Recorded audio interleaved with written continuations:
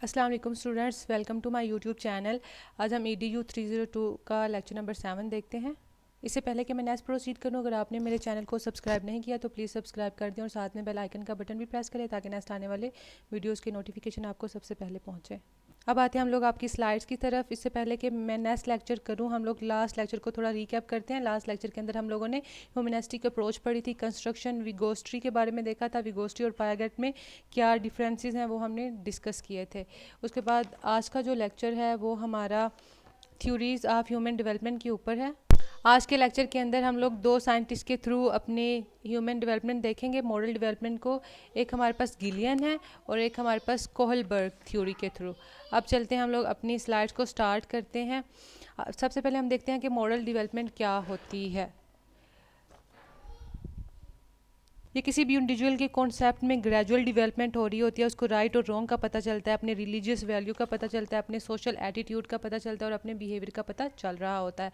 उसके बाद हम लोग कोहलबर्ग थ्योरी को देखते हैं। कहते हैं ये स्टेज थ्योरी, इसको स्टेज थ्योरी भी कहते हैं। ये MCQs के लिहाज से इंपॉर्टेंट है। उसके बाद इसमें हमारे मूवमेंट होती हैं स्टेजेस के थ्रू में, नेचुरली नहीं हो रही होती। इसमें स्टेज के थ्रू लोग जो हैं वो अंडरस्टैंड नहीं करते मोरालिटी को विदाउट रीज़न। इसके अंदर टोटल 6 स्टेजेस होती हैं, इसको हम लोग बारी बारी डिस्कस करेंगे। इसके अंदर जो प्री कन्वेंशनल स्टेज हैं उसके अंदर 2 स्टेजेस हैं, उनको देखेंगे। जो कन्वेंशनल स्टेज है उसके अंदर 3-4 स्टेजेस हैं।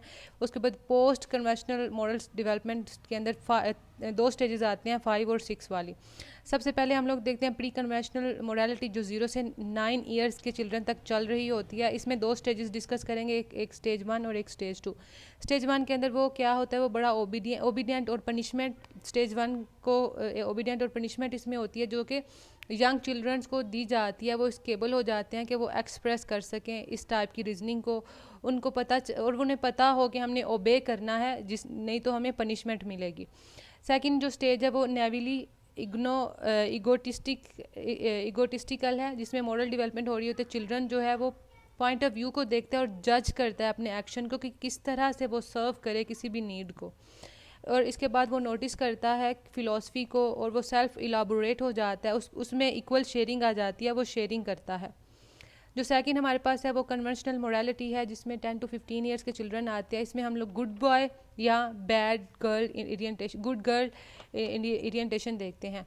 इसका जो हमारा फोकस है वो लिविंग सोशल एक्सपेक्टेशन के ऊपर होता है, सोशल रोल के ऊपर होता है। इसमें हम लोग इम्पोर्टेंस देते हैं पीर अप्रूवल को, और इसमें हम लोग इंटेंशन को फाइंड कर रहे होते हैं। इसके बाद इसमें जो चौथी स्टेज है वो हमारे पास लॉ एंड सोशल ऑर्डर है। इसके अंदर लोग जो हैं वो कंसीडर करते हैं अपनी सोसाइटी को, जब वो जजमेंट कर रहे होते हैं, मेंटेन करते हैं लॉ को और ऑर्डर को, फॉलो करते हैं रोल्स को, और अथॉरिटीली वो रिस्पॉन्सिबल पर्सन बन जाते हैं। थर्ड लेवल जो है वो पोस्ट कन्वेंशनल मोरालिटी है, जिसमें 16+ जो हैं वो स्टूडेंट्स इन्वॉल्व होते हैं। जिसमें 5 स्टेज जो है वो लीगलिस्टिक सोशल कंट्रास्ट है। लोग जो हैं वो ऑफर करते हैं वैल्यूज़ को, ओपिनियन को, और बिलीव करते हैं दूसरे लोगों के ऊपर। वो मोटिवेटेड होते हैं general greatest number of people के ऊपर। वो कंसेंसस के ऊपर बिलीव करते हैं, हर कोई इसके ऊपर एग्री होता है।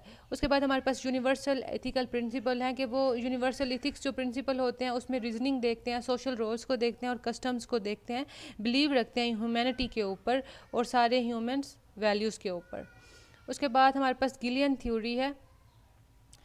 गिलियन थ्योरी को हम लोग देखते हैं कि किस तरह ने ये मॉडल थ्योरी इसने दी। ये 1936 में पैदा हुई। ये जो है वो कोहलबर्ग की स्टूडेंट थी, उन्होंने एरिक्सन के साथ भी काम किया और इन्होंने मॉडल थ्योरी जो है वो डेवलपमेंट की थी। इन्होंने फिजियोलॉजिकल और मॉरल डेवलपमेंट के ऊपर काम किया गर्ल्स के, और इन्होंने बताया कि 30 इयर्स के बाद ये फर्स्ट प्रोफेसर बनी जेंडर स्टडीज़ की, और इन्होंने मुख्तलिफ व्यूज़ दिए। गिलियन जो थी उन्होंने कोहलबर्ग के ऊपर कुछ व्यूज़ दिए, जस्टिस ओरिएंटेशन के, केयर ओरिएंटेशन के, और मोरालिटी और जेंडर के। जस्टिस ओरिएंटेशन पर्सपेक्टिव इसमें आता है, जिसमें उसने बताया कि इनइक्वालिटी ऑफ प्रॉब्लम्स होती हैं दोनों के बीच में, दोनों जेंडर्स के बीच में। आइडियल जो है वो इक्वल रिस्पेक्ट होनी चाहिए दोनों जेंडर्स के लिए। केयर ओरिएंटेशन में उसने अटेंशन दी कि कुछ प्रॉब्लम्स ऐसी हैं कि दोनों की नीड्स को रिस्पॉन्स किया जाए, दोनों को ही केयर दी जाए। मोरालिटी और जेंडर बेस में ये था कि मेल जेंडर्स होते हैं और फीमेल। जो हमारे पास मेल जेंडर हैं उनको अप्रोच हो कि वो उनके बेसिक राइट्स हों, उनकी रिस्पेक्ट की जाए। जो फीमेल अप्रोच हैं वो रिस्पॉन्सिबिलिटी होती हैं, वो रिस्पॉन्सिबल होती हैं मुख्तलिफ़ कामों को करने के, उनमें उनको केयर दी जाए, वो भी जस्टिस ओरिएंटेड होती हैं और वो रिस्पॉन्सिबिलिटी ओरिएंटेड होती हैं। जो मेल थे वो जस्टिस ओरिएंटेड, फीमेल जो है वो रिस्पॉन्सिबिलिटी ओरिएंटेड। जो मेल्स हैं वो मोरालिटी इम्पोज करते हैं रिस्ट्रिक्शन में, लेकिन जो फीमेल्स हैं वो मोरालिटी इम्पेरेटिव केयर्स दे रही होती हैं दूसरों को। और इन्होंने जो है वो 3 स्टेजेस भी थी मॉरल डेवलपमेंट की गिलियन ने। एक हमारे पास सेल्फी स्टेज है, believe in conventional morality, post stage है।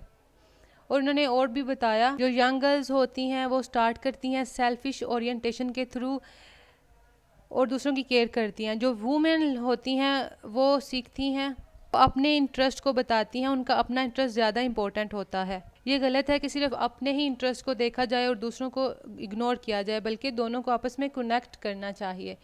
उसके बाद इन्होंने बताया कि मोरल डेवलपमेंट इन गर्ल्स किस तरह से होती है।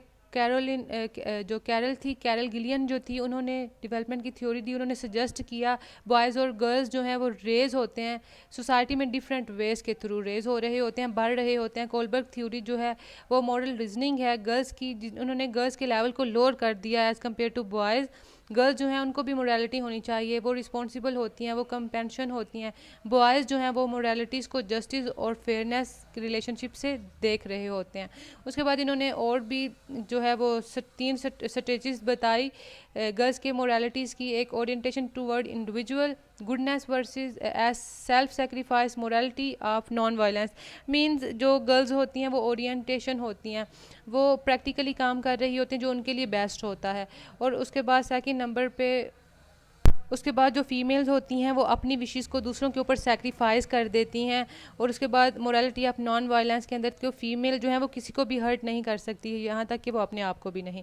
इसकी कुछ क्रिटिसिज्म है इस थ्योरी के गिलियन की कि ये जो मॉरल डिसीजन के ऊपर बेस करता है एक्चुअल रियल लाइफ सिचुएशन में, इसमें सारी सिचुएशन नहीं पाई जाती। इसमें सारा डाटा जो था वो सिर्फ फीमेल का ही कलेक्ट किया गया था।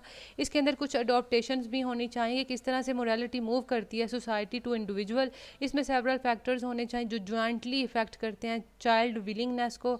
उसके बाद किस तरह पेरेंटल स्टाइल जो है उसमें किस तरह से डिसिप्लिन होना चाहिए, किस तरह से पेरेंट्स से जो है वो चिल्ड्रन जो है वो गेट कर रहे होते हैं, पेरेंट्स के कौन कौन से करैक्टरिस्टिक्स हैं वो भी होने चाहिए। आई होप कि आपको आज के लेक्चर की समझ आई होगी जो कि हमारा मॉरल डेवलपमेंट के ऊपर था, जिसमें हम लोगों ने 2 एस्पेक्ट्स से देखा है। गिलियन के थ्रू हमने डिस्कस किया और दूसरा हमने कोहलबर्ग की स्टेजेस को डिस्कस किया। आई होप आपको समझ आई होगी। फिर भी कोई क्वेश्चन हो विदाउट एनी हेजिटेशन आप पूछ सकते हैं।